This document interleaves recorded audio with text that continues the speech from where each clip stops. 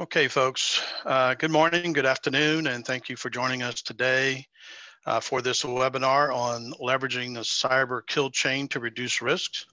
I am Mark Cantelli, Vice President and Head of Global Delivery for TollPlus, and the moderator of today's webinar.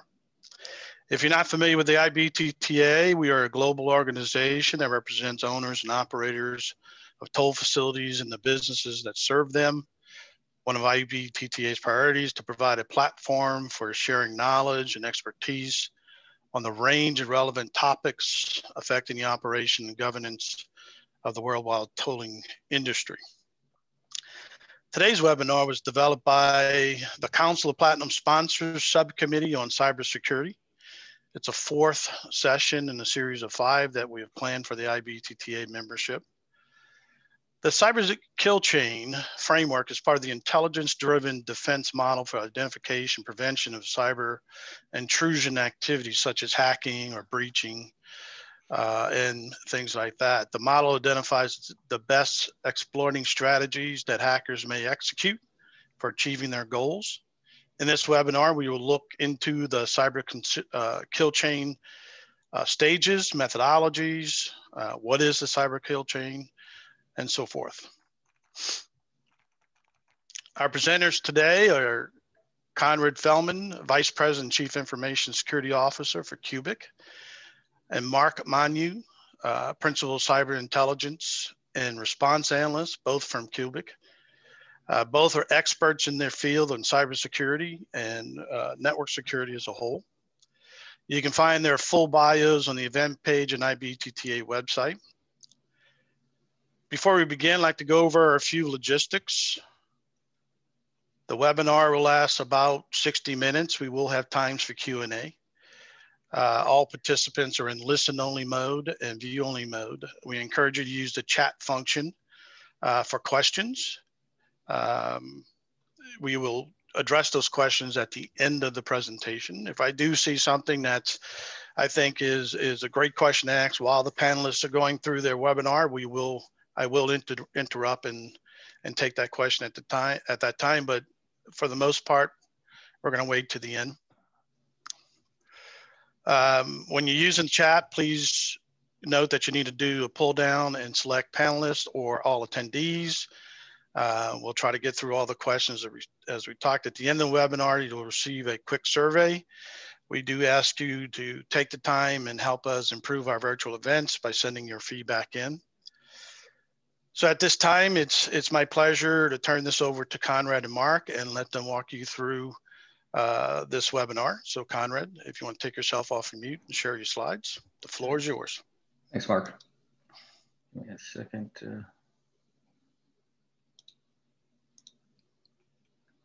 I hope that's showing up all right.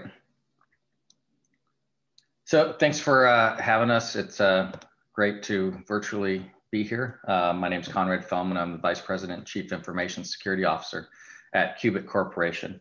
So our Cubic Transportation Systems division, we operate in the fare collection for mass transit space, as well as some tolling, road user charging areas like that.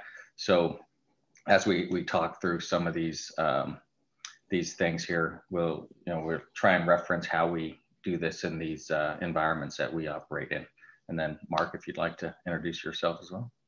Yeah, my name is Mark Manu. I'm the Cyber Intel and Response Analyst at Cubic. So I lead the Incident Response team and Threat Intelligence team at Cubic. Thanks, Mark. Thanks. So what is the kill chain? So basically there's 7 phases of the kill chain. And what it allows us to do, it helps us better understand how an attack progresses, right? So that you can prioritize controls. And we're looking at from the attacker's perspective, right? What are they doing? And if we know what they're going to do, and if we know the progression of what they do, we can better combat that. There's other frameworks out there that are relatively similar. One's called attack, MITRE ATT&CK. And there's also a unified kill chain that tries to pull those together as well. That pulls the cyber kill chain and attack and some other things together. I mean, and there's a bunch out there, but you kind of pick one that you like and that works for you. And how do we use this to defend the network, to defend our data? Basically, it's taking that common attack methodology and identifying appropriate controls that work in your environment. Not every environment's the same, so controls could be different, but the attack progress is typically the same. So this allows us to really prioritize our efforts, right? Stop the attacks earlier, shift left as much as possible. You want to stop your adversary as far left in the chain as possible, because the closer to where they're starting their attack that you could stop them, the less you got to worry about. You don't want to wait till they're already got a foothold in your environment. You want to stop them, in the beginning before they even get in. So it's promoting really defense in depth as you look at all the controls. And as we go through this, you'll see that there's controls that are the same across different phases of the kill chain. But Mark, he leads our computer incident response team. And they take this quite seriously as we look at what we're doing, as we look at the attacks that our organization faces on a daily basis, and how we mature our controls over time. So one example, this was in the news recently, I think it was a couple months ago, right, Mark? Li and Dong, they're two guys from China that the US indicted recently. They were out there really terrorizing many organizations, not just in the US, but around the world.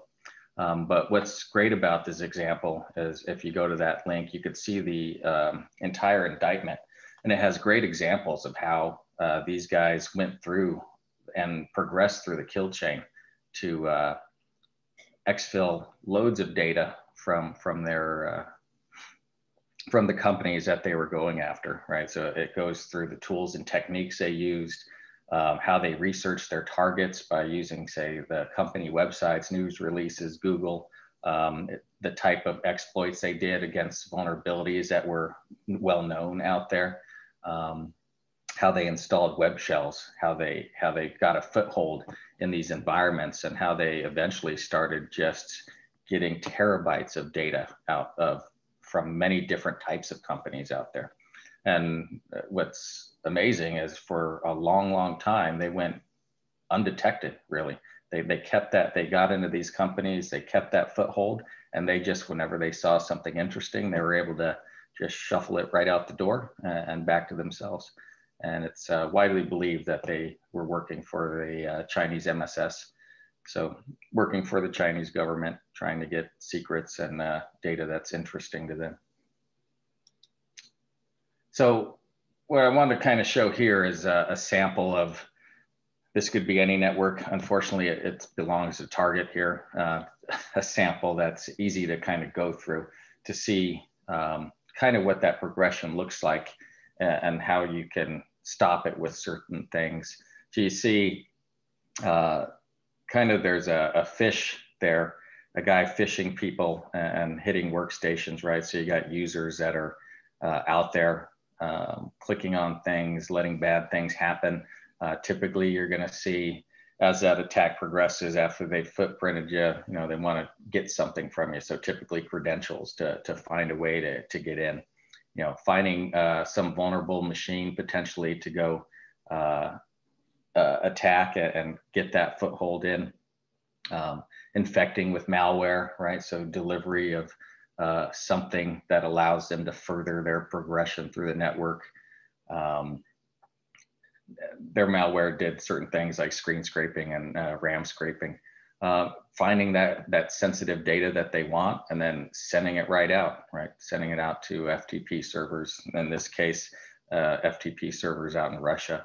So as you look at what we'll talk about through the each phase, you'll see the types of controls that can prevent these things, right? So up front, you want things like email protection and endpoint protection controls, multi-factor authentication. So if credentials are compromised, right, that you have that second factor that makes them harder to use.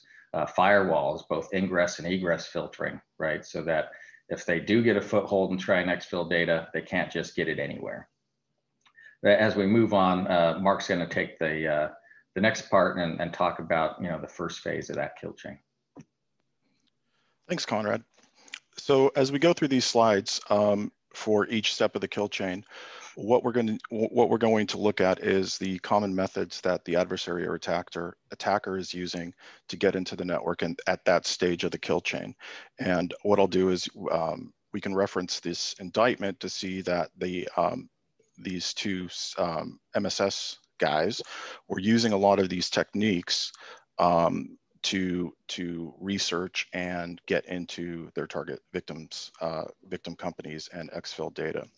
So at this stage in the kill chain reconnaissance, what the adversary is trying to do is they're trying to determine what is the best method of breaking into the company or attacking the company. So these guys and others what they would do is social media searches. So they would basically do searches for, let's say, we'll use Cubic as an example and see who at Cubic would be a good target to possibly attack at a later date or a later point in the kill chain. They'd look at admins or, marketing people, different types of people in the organization that they think would be probably soft targets to actually get in. These guys were actually doing Facebook searches on targets as well as LinkedIn. And what they would also do is they would track press releases that the company was releasing on their website to get a better idea as to what technologies the company was using, or actually what businesses were developing in the company to kind of track as to where they wanted to target and what technologies they'd want to go after. And then they would also do leverage a lot of vulnerability scanning. So they would map out a target's network and do vulnerability scanning to get a foothold or to get a idea as to what resources the company owned and what was exploitable on the company's end.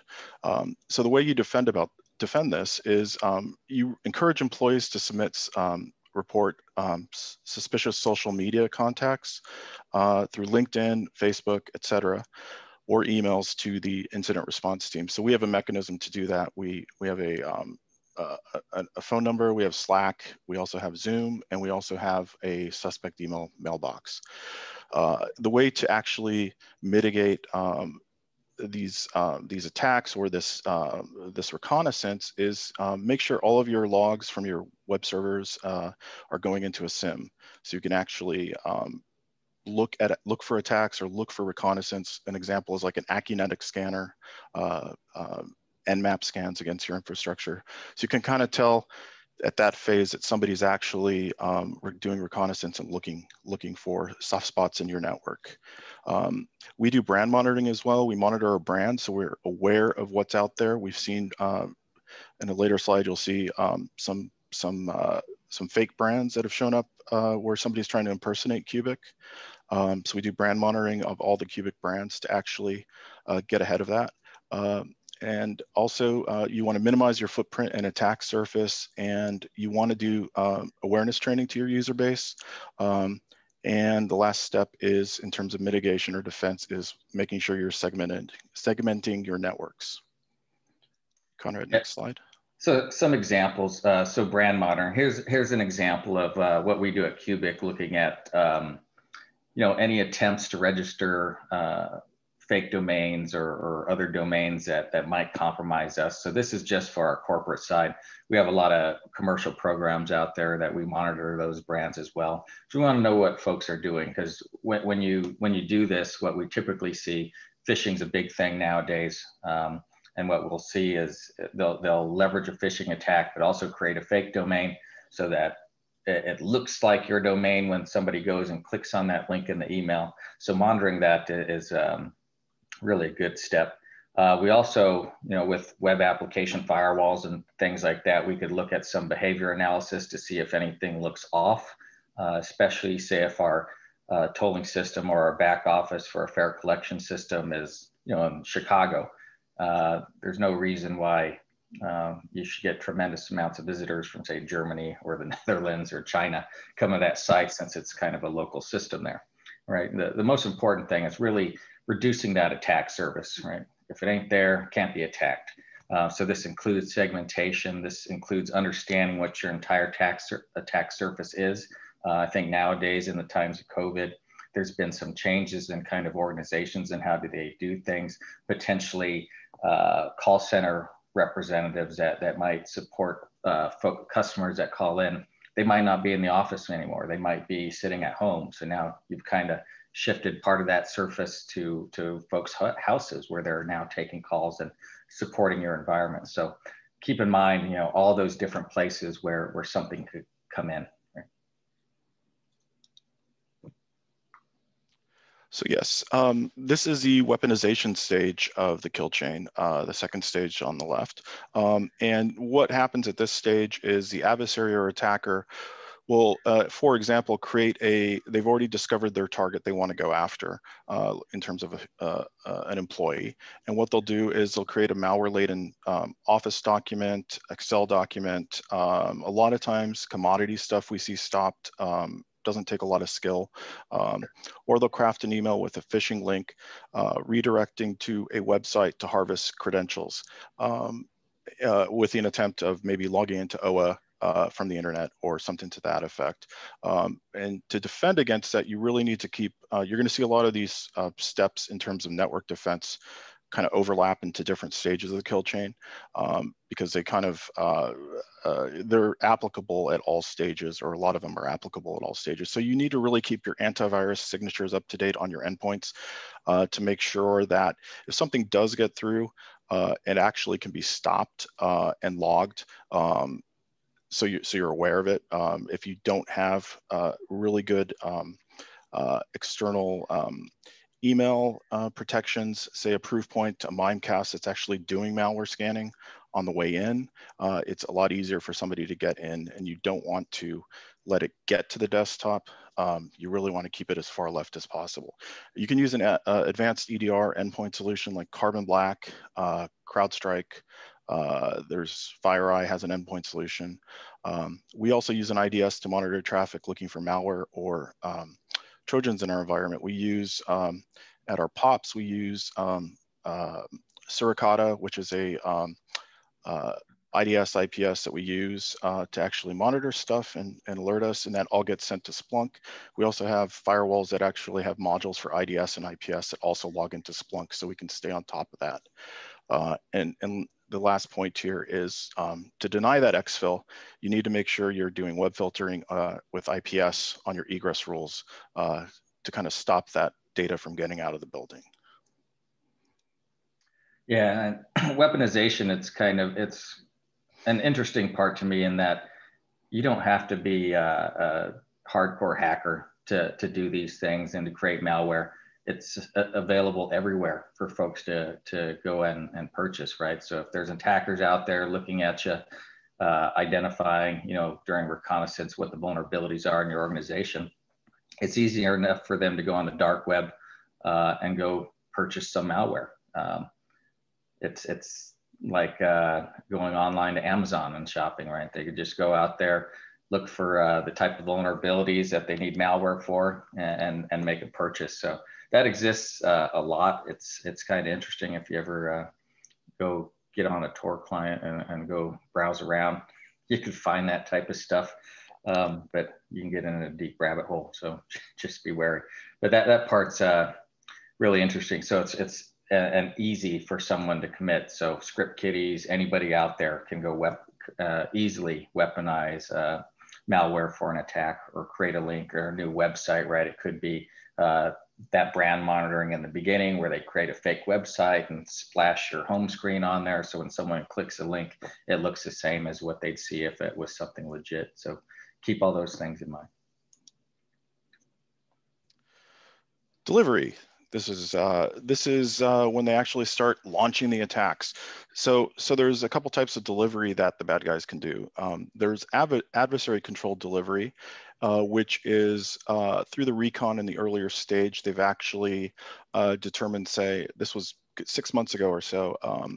The big thing was there was a NetScaler vulnerability that gave somebody remote code exploitation, which would get you a shell on the server if you actually didn't have a patched Citrix box. And so we would see multiple attempts, even though we don't have that technology, against our infrastructure, attempting to access or exploit Citrix. We also see them going against OA, additional stuff like that. And then an adversary released delivery at this stage of the kill chain is when they actually physically send the email with malware attached or a link to a phishing page. We've also, or I've heard of people actually getting a chat reach out on LinkedIn from bad guys. These guys that we referenced earlier in this indictment would do this, where they would actually open up a chat, find a target, say myself, they would open a chat session with me, and they would actually put a link in the chat session to a website that actually had a malware hosted on it, and say, hey, check out this resume, or do something to that effect. Or they would say, hey, here's a website, we need you to log into it.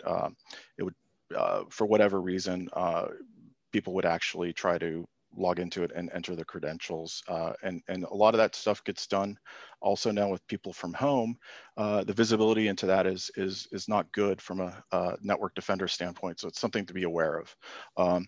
So we protect our assets, such as web servers, all with a WAF, which is a web application firewall, cloud-based, which allows us to easily stand up protection in the cloud for any of our assets, wherever they are. And it gives us SQL injection, attack prevention, gives us DDoS prevention, and any website that we set up, we front it with a web application firewall. And there's different brands out there that you can use. I think they're all pretty good. Some have been around for a while. We use one of the ones that's been around for a while, just because it's more robust and well-known. Make sure you have emails logging turned on. Make sure your Office 365 logs are going to a SIM, message tracing logs, and make sure you've got a syslog component, so you can actually see basically any of your logs from any attacks, because you're not going to be able to figure out what happened unless you have logs going into a SIM, so you can actually go back and look. Email protection controls, like Conrad mentioned, Proofpoint. We do a bunch of different layers of email controls to make sure malware doesn't get to the endpoint. And then if it does get to the endpoint, we have endpoint detection and response, which is actually our next-gen AV and our EDR to basically stop it on the endpoint. And then to make sure for your vulnerabilities, make sure on your exposed assets, you're doing vulnerability assessments and keeping patching up to date on the endpoints and on your web servers. And a few examples here. So on the bottom, you can see this is for a month here at Cubic, right? Our total inbound email trying to get in is about 13 million or so. But what actually makes it is 4 million. So we got our first layer of defense there, whittling down and throwing away quite a bit. The majority of email coming into us is either spam or malicious, or from IP addresses with a bad reputation, goofy links that are there, bad attachments, malware. So, that first step in trying to reduce the chance of delivery is really good email protection controls. I think if you look at a lot of the attacks that have happened, successful breaches, they really start this way. Phishing is extremely easy to do for an attacker. It takes really no skill to perform. And like I said before, then go buy malware anywhere. Go buy it on the dark web to make that attack happen. So if I had to go pick one thing to do, it'd probably be that email protection to whittle that out. But that doesn't stop everything, right? So your users have to have good awareness and training, especially those frontline folks, right? If you look at your customer service reps and those types of folks that are getting a lot of that email, say you have a support email posted on the website for people to, sending questions about their transponder issues or their account balance and things like that, right? That's going to be targeted, right? It's a public email address. People are going to try and send stuff in there. So have really good email protection and train your folks to look for things. We do phishing training with our users every month. So we tackle a percentage of the population and have actually put in policies in place on phishing, right? So it's kind of a 3 strikes and you're going to get a chat with the CEO type of rule that we got going on. That's how seriously we take that threat there. And the next phase Mark will talk about is exploitation. Yeah, so exploitation, that's where bad guys, the adversary actually is going to get access to the victim. The only way to do that is to take advantage of a human or machine vulnerability to successfully either exploit or gain access, get somebody to click on an email, or actually exploit a server. At this stage, what they'll do is from the previous recon scans, they will figure out exactly what is vulnerable in your network, and then they'll launch attacks against those assets. The way to protect against that, of course, is a WAF, and also making sure you have a good idea as to what you guys own, an inventory of what's out there and exposed to the internet. Because if you don't know what's out there, you're going to have a hard time defending against it. The other human side is they open the attachment, exploiting the machine with malware, or they click on a malicious link, which redirects to malware credential harvesting. You'll see a lot of these stages of the kill chain overlap, but the point is to still stop it at that stage, or as far left as possible is what we try to do. And to defend against that, in general, like Conrad said, phishing training, we try to train or send a phish, depending on what a current campaign is that we seek trying to come in, that we're looking at, that's been stopped. What we'll do is we'll try to do at least once a quarter to every employee. Like Conrad said, remember the call center, make sure you track those, you're actually phishing those guys so they're aware of, aware of seeing what a malicious email or a phishing credential harvesting email does look like, so they can actually report it. The other thing is regular vulnerability scanning, at least yearly. We do our own vulnerability scanning, and we also, I think, use some third-party services to get another view of what's out there. And then you got to make sure you actually patch those vulnerabilities to actually mitigate those threats. We also do penetration testing. We do external penetration testing. We also do internal penetration testing, where we'll set up we'll hire an outside firm that does pen testing. We'll put them in our HR database so they come out, or so they look like a normal employee. And we give them a corporate laptop with a corporate image, corporate account, and we have them go at it and see what you can do. So we can basically detect insider threats that way. If we have a person on the inside that's actually an employee, that's a legit employee, there's some people that could actually do some nefarious stuff, and we want to make sure our controls around endpoints we're able to detect it and able to stop it. So we'll do that yearly as well. Once again, ensure your antivirus is up to date, signatures are updated, use your endpoint response tool, which should give you an idea if something is exploited, and it will also give you an idea of, or give you the ability to stop it. A big thing we've done at Cubic is remove local administrator from accounts or from users. A lot of people will log in as local admin, or used to, and run as local admin. So your web browser, you're surfing the web as local admin. You could still exploit people not running as local admin, but it just gives the adversary an easier way to actually exploit the machine if somebody is browsing the web with admin credentials from their user, which is just not a good idea. And also, as we mentioned, segmentation, host firewalls, critical systems. Know where your critical systems are on your infrastructure, or on your network, so you can actually segment them and kind of build layers of protection around those assets. I think that's good for that. Yep, I think the segmentation is really important, right? If you look at, when I look at Cubic, right, we have our enterprise side of the environment. So this is where all our users are doing their development work, checking emails, browsing the web, and doing, it's kind of the dirty side of the network, right? And then we have our production assets, the ones that are processing transactions or fares or tolls or whatever it might be. We completely segregate those from our enterprise environment because we don't want lateral movement, right? You know, some bad things are going to get through on the enterprise side, where your users are and where they're actively working. So you want to prevent anything bad from happening there, from being able to spread. So that's why segmentation is extremely important. Right? And as you, just a few examples that are out there, Oracle WebLogic RC flaw. This came out in October. And at the same time, they kind of disclosed the vulnerabilities. It's actively under attack a lot. Hopefully you don't have anything like this exposed publicly, but if you do, you want to look at those things, keep tabs on your vendor websites for vulnerabilities that are coming out, US CERT, things like that, looking for what's actively under attack, what new vulnerabilities are out there that are highly exploitable. It's a kind of funny sample. I think this was a few years back with a lot of that OCR technology from cameras. I don't think this one was targeted at a tolling agency. I think more probably from police speed checkpoints and things like that. But attempting a SQL injection, right? Driving through, the cameras catch it, the OCR recognition, and attempting to drop your database. I don't know if it'd be successful, but it's keeping out for things, looking out for things like that potentially happen.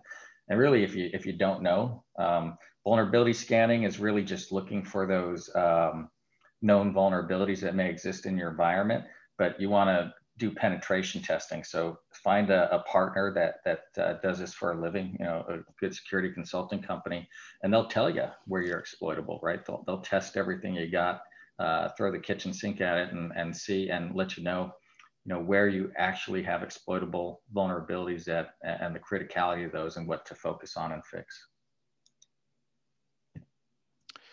Installation phase.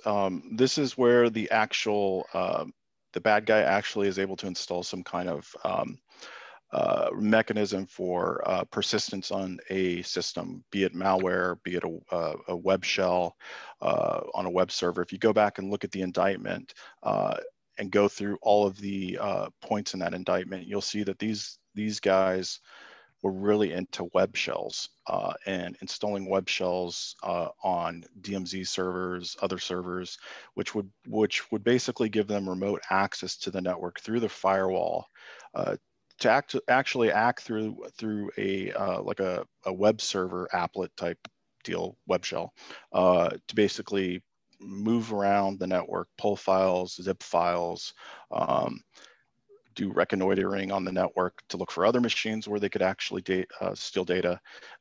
And it's really interesting. And they would use something called the China Chopper web shell to establish persistence, which we'll see later. And that would be kind of one of their mechanisms that they like to use was web shells, because it actually, on reboot, a machine would actually still have the web shell running and they would still be able to access it unless you had a good control with antivirus signatures or endpoint protection and detection. You really wouldn't be able to tell what was going on, or IPS signatures to actually detect it. Was another way of making sure that you could see this stuff, and make sure you're also detecting stuff on your DMZ. A lot of these guys will like to go to a DMZ, compromise the server on the DMZ, and then use that as a beachhead to go to other machines on the DMZ, east-west, or actually go north-south into the network and pull stuff out. So it's really important to monitor DMZ traffic and to have controls on the DMZ. And then the controls are minimize administrative privileges, remove local admin so people aren't surfing the web like we mentioned earlier, opening email with admin. Just kind of, you don't want to make it very easy for the attackers to actually exploit a host. We would see in cases where endpoints, somebody got a virus on a computer. This is not very sophisticated stuff. And what they would notice is a service or a web server or web service application service server would not be performing as it usually would be. It would be slower, or they would notice some kind of funkiness. And in that case, the antivirus didn't catch this this malware. And basically a user noticed, hey, something's going on with the machine. We've seen that in the past where users have reported stuff and we've quickly been able to identify it. Today we have a really good way of being able to do this with our tools. This was years ago, but depending upon how mature your models are or your controls are, you might see system load on a machine that a user reports. So it's good not being normal, or services not being normally provided by the application. So it's a good idea to keep an eye on that and listen from feedback from your users and kind of dig deeper if that is an issue. We also do file integrity monitoring, and we separate user accounts versus admin accounts with multi-factor authentication in the network. I think we can go to the next one, Conrad. All right. Yeah, so I think there's lots of examples on here, and I think this is one, you know, it's really important to help prevent, right? So file integrity monitoring is a great control to look at, you know, changes to those critical files, especially on, say, public-facing websites and things like that. And if you do accept, say, credit card payments, that, you know, it's a control in PCI as well. But you could take that a step further with, say, whitelisting, like solutions like Bit9, I think it's called Carbon Black now, but to whitelist, right? So then those files can't be changed at all, and they can't execute if they're not on the whitelist. But on endpoints, right, it's really important, as I think we've mentioned a few times, is not letting everyone's normal user account have administrative privilege. So minimizing the rights that folks have, so it's harder for something to get installed. So, you know, using user account control on your workstations, and especially for any type of privilege access, always use multi-factor authentication. I think a lot of the attacks we see, a lot of the Phish and things like that, are trying to harvest credentials. So if you are using multi-factor authentication, you're going to feel a lot better about if somebody does divulge their credentials, that you have that second factor there. Command and control, C2, remote access to an infected system. So this is the ability for an adversary to remotely access and control the system, bypass your controls from your firewall or whatnot. Adversaries will, once they install malware, there's a variety of mechanisms. In addition to what we previously mentioned, a web shell with these guys, with malware, there's a lot of mechanisms in malware to kind of hide themselves through the noise of web traffic, DNS or email. So basically tunneling C2 traffic, command and control traffic, to get data out of the building is a method. Web traffic, you know, if you've got a busy site or office, you know, you've got a lot of web traffic. So they kind of try to blend in with the noise so they're not easily detected once they've installed the malware, to get back in and to get out of the building. And so we've seen adversaries, or heard of adversaries, actually exploiting you know, supply chains, where they'll compromise somebody down in the supply chain to allow them to easily blend in and kind of get a foothold. I think that happened in the Target breach with a HVAC supplier to Target. Was they compromised that HVAC supplier to get into Target to make it look like more of a common normal activity. And so adversaries will compromise websites. They'll do watering holes on websites. So, you know, figure out somebody in your business, your same business segment, and compromise somebody that has less or weakened controls.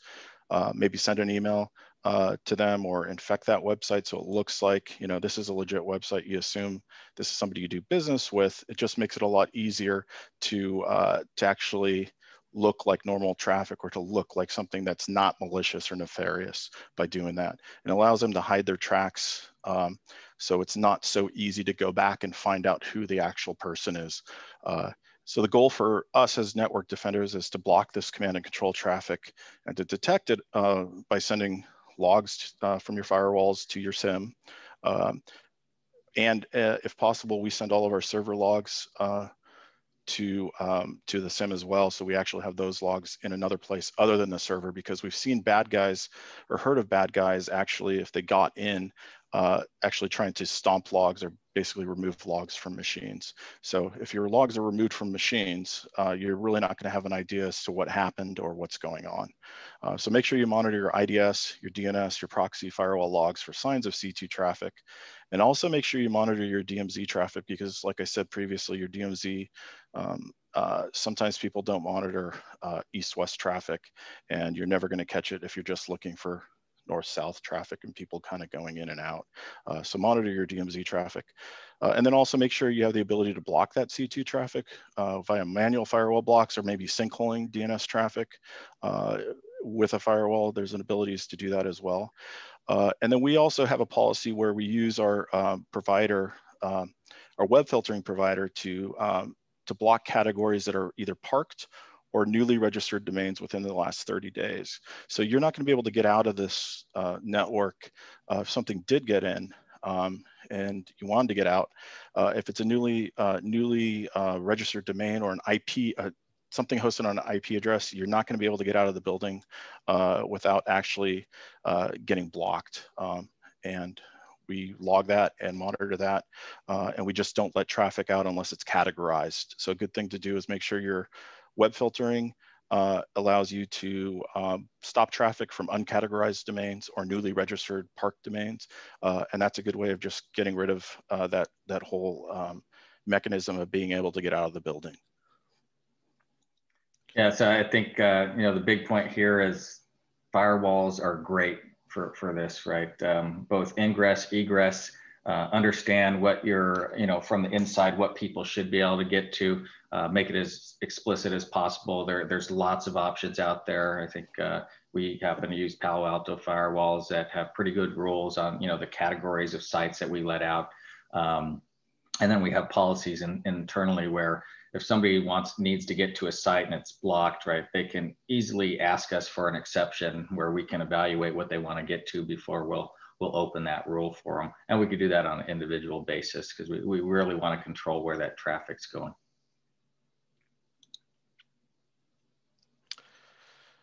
Okay, this is the exfiltration action on objective stage, which is the last stage. If you get to this stage,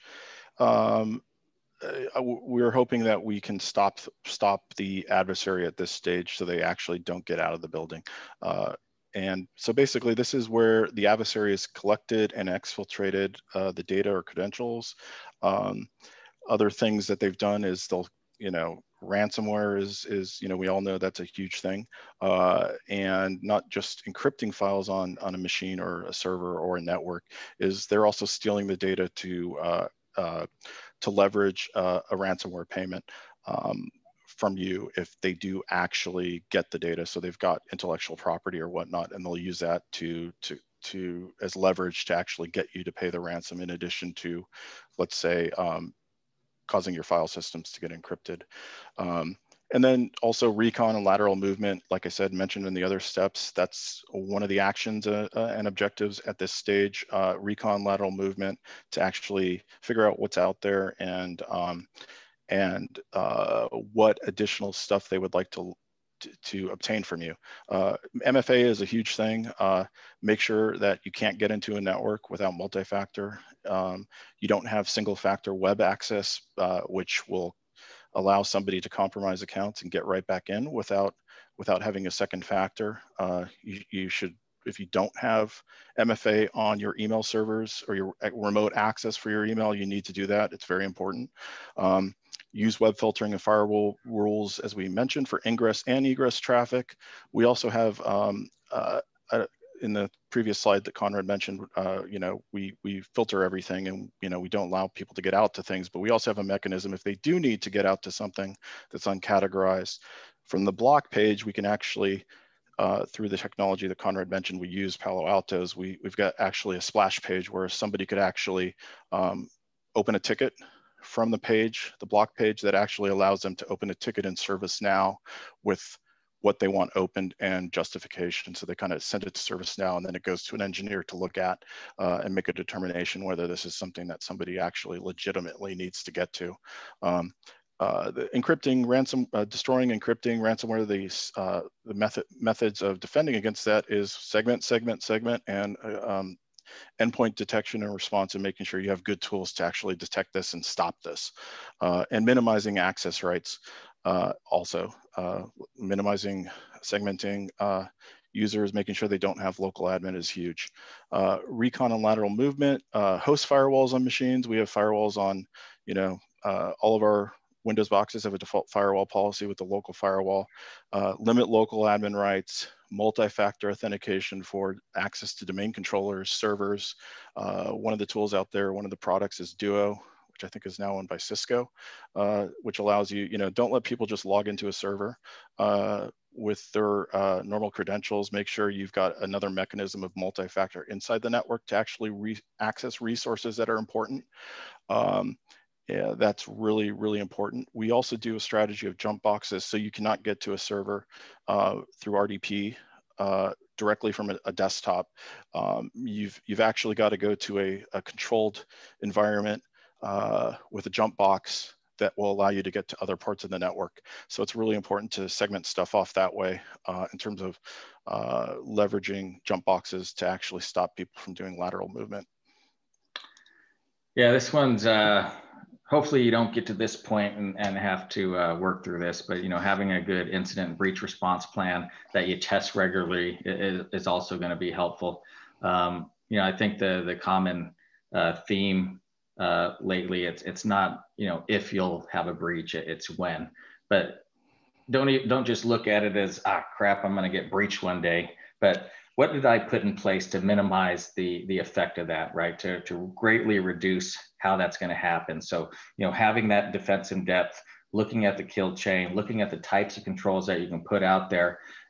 They might get one system or two systems, say for example ransomware, but if you put those controls in place, the segmentation, host firewalls, minimizing admin rights, multi-factor authentication, you can really limit the scope of what they actually compromise, right? You can minimize it to a handful of systems instead of the whole network, right? Having good EDR tools allow you to, as soon as you detect something, you can stop it in its tracks, right? We have the capability to actually isolate a machine as soon as we see bad things happening on it, so it can't talk to anything else. So, looking at those layers of defenses and minimizing the effects of a breach that may happen.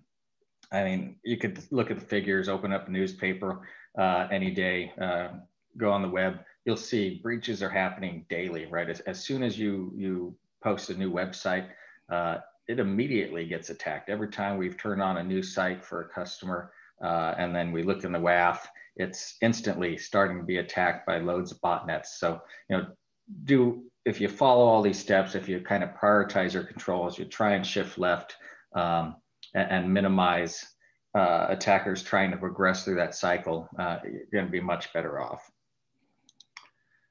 So I think, at the end of the day, going through this, you'll see there's a repetitiveness of some of the controls that help at each of those stages.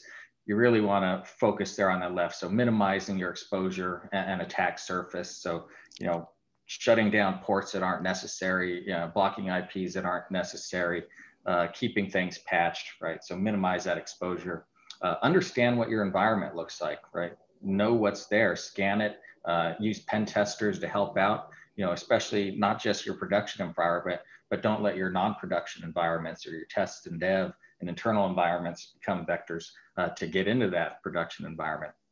I can't express enough about segmentation of your critical infrastructure from your end users to prevent that lateral movement, to prevent bad things from happening, actually reducing the risk in the critical environments.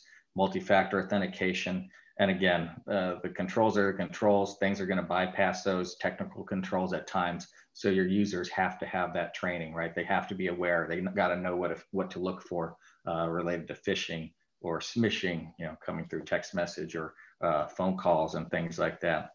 And join the relevant groups, right? There's lots of groups out there that help, that you could subscribe to alerts. Your whatever the local ISAC is. For your industry, I think it's DHS that runs ISAC for transportation. InfraGard, liaising with your FBI team that's there in your locale. They're always a big help. Vendor advisories, US CERT. So there's lots of resources out there to help you. At the end of the day, these times you have to do your diligence. There's no excuse for leaving vulnerabilities open because there's so much information out there to tell you what's there, what's exploitable, and how to do it. But at this time, I appreciate the time. I'm going to hand it back to Mark. Thanks, guys. Great stuff. I really enjoyed it. I'm sure our audience did as well. Just to remind everyone, please use the chat feature for questions. We got a few coming in, and as they're coming in, I have one that I want to ask, going back to the reconnaissance stage in this, and trying to reduce the overall attack surface. As organizations and tolling agencies are trying to expand their digital footprint through social media and others, what are some of the considerations they need to take into account as they're doing that, with the sense of, okay, I need to do this, but I also need to reduce my attack surfaces? Yeah, I mean, using social media, I don't think businesses can get away from that nowadays, right? LinkedIn is a really good tool, helps you network and meet people that have common interests or doing the same thing as you. But you just got to be careful what you put out there, right? Sensitive information, don't do that, right? Don't put details of your environments or things like that. And watch who you, I guess, accept friend requests or LinkedIn requests. We see a lot of instances of fake accounts being created, even people kind of making accounts to look like our own personnel. Or I think our HR VP had 3 accounts at one point in LinkedIn, and he had to go figure out which one was the right one. And all the social media platforms have the capability to go report anomalies like that. Okay, good. We do have a couple of questions coming in. From your point of view, as a mitigation strategy, what is the importance you put on a redundant site? Having a redundant site. Yeah, I guess it depends on how quickly you need to recover in case of an incident, and there's other factors to consider as well, right? If you have a redundant site and they're in an active phase, you need to make sure you got the same level of controls on both, especially if they're connected, replicating data, right? So if you have the same vulnerabilities on both ends and somebody gets on one side, it's just going to impact the other redundant site too. So keeping all that in mind. Yeah, good. Another question, again, from a cyber defense point of view, what are your thoughts on the use of honeypots, bug hunting, red, blue, purple team exercises as part of an active cybersecurity program? Yeah, Mark, you want to take that one? Yeah, we leverage all of those. We have an active we've outsourced red teaming, and we do use red teaming, blue teaming as well. We also use internal honeypots. Potentially, for folks who don't know what that is, can you just explain that just a little bit? Yeah, a honeypot is we don't use active honeypots, we use passive honeypots. So basically it's a system that actually acts like a legitimate system, or shows itself on the network as say a Windows server or a Linux server, has ports open, say SSH, a web server, as kind of like an early warning system to actually be able to tell if somebody's got into the network and is actually doing some lateral scanning or reconnaissance on the inside of the network. It's a good way of being able to get ahead of somebody actually doing that. We also engage for the red team. We've actually got a red team exercise that's been going on for, Conrad, I don't know exactly. I think it'll be going on for about 3 months. It's kind of cool because as part of our pen testing, we asked them to also conduct red team. And what that is don't tell us what you're doing, right? Don't tell us when you start. Treat us like, we want you to just act like an attacker, see what you can do. You're on the outside. Do what you can, try and social engineer our users, try and get a Phish through, try and get malware through, our email addresses, do whatever you can do, and then let me know. And my team doesn't know what's going, well, they know what's going on, but they don't know the details of what's happening. I don't know when and exactly. What, yeah. So they need to treat it just like any other incident that's occurring. I think there's some other good technologies that have been coming out in the last couple of years in the same space as far as deception technologies. So you can put something in front of your firewall that really, every time someone scans it, your network looks different, right? So attacker can't figure out what your footprint is. So if you're interested in those, there's lots of companies that just look up deception technologies. You'll see folks that sell that kind of stuff. It's pretty cool. Great.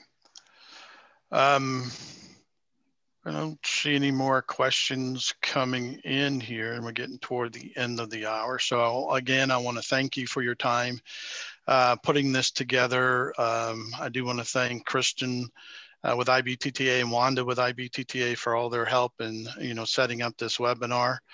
I do hope the attendees enjoyed it as much as I did, learned a lot. This information will be placed on the IBTTA website. Keep in mind, you will have a survey coming your way sometime this afternoon.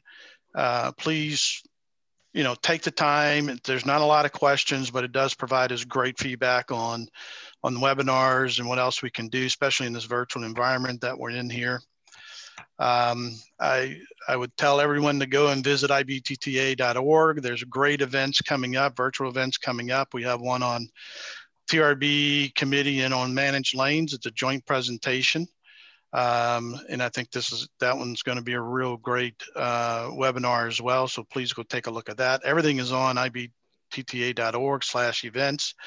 So you can go and take a look at that and see what's coming up. And you can also see some of the things that we have here. We have managed lanes HRV enforcement practices coming up on November 12th. Cafe IBTTA, those are running regularly now. So please join those. Book Club Enlightenment. If you haven't looked into that, that seems very interesting. I haven't had a chance to do it myself, but I do want to try to get involved in that. Leadership Academy and Alumni Association. We have executive share stories coming out and a few other things. So take a look at that. Again, thanks for joining. Those that did, thanks Conrad, thanks Mark, Wanda, Kristen with IBTTA, really do appreciate it. And hopefully everybody stays safe, stay healthy, and hope to see you soon. Thanks a lot. Thanks all. Thanks.